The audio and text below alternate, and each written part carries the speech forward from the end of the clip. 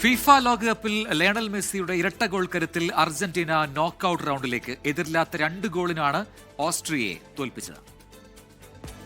അൾജീരിയക്കെതിരെ കണ്ട അർജന്റീന ആയിരുന്നില്ല ഓസ്ട്രിയക്കെതിരെ.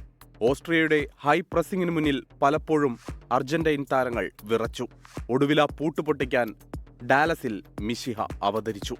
ഒന്നല്ല 2 വട്ടം. ആ ഇടംകാൽ കരുത്തിൽ ആ ചിറകിലേറി ചാമ്പ്യന്മാർ നോക്കൌട്ടിലേക്ക്.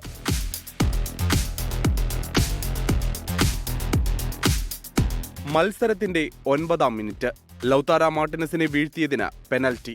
ക്ലോസയെ മറികടക്കുന്നത് കാത്തിരുന്ന ആരാധകരെ നിരാശരാക്കി മെസ്സിയുടെ ഷോട്ട് പുറത്തേക്ക്. ഒടുവിൽ 38-ാം മിനിറ്റിൽ കാത്തിരുന്ന ആ നിമിഷമെത്തി. ഇടതുവിങ്ങിൽ നിന്ന് ഫക്കുണ്ടോ മെഡീന നൽകിയ കട്ട് ബാക്ക് മെസ്സി കൃത്യമായി വലയിലാക്കി. ലോകകപ്പിൽ ഏറ്റവും കൂടുതൽ ഗോൾ നേടുന്ന താരമെന്ന ചരിത്ര നേട്ടം.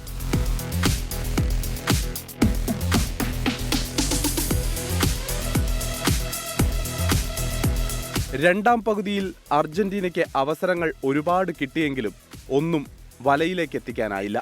ഒരൊറ്റ ഗോളിൽ മത്സരം അവസാനിച്ചെന്ന് കരുതിയ നിമിഷം വീണ്ടും മെസ്സി മാജിക്. മെസ്സിയുടെ പാസിൽ അൽവാരസിന്റെ ഷോട്ട് ഗോൾ കീപ്പർ തടഞ്ഞു. എന്നാൽ തക്കം പാർത്തു നിന്ന മെസ്സി റീബൗണ്ടിലൂടെ പന്ത് വലയിലാക്കി. പെനൽറ്റി പാഴാക്കിയതിന്റെ ക്ഷീണം മാറ്റിയ ഗോൾ. ശനിയാഴ്ച ജോർദാനെതിരെയാണ് അർജന്റീനയുടെ അടുത്ത മത്സരം. World cup desk 24.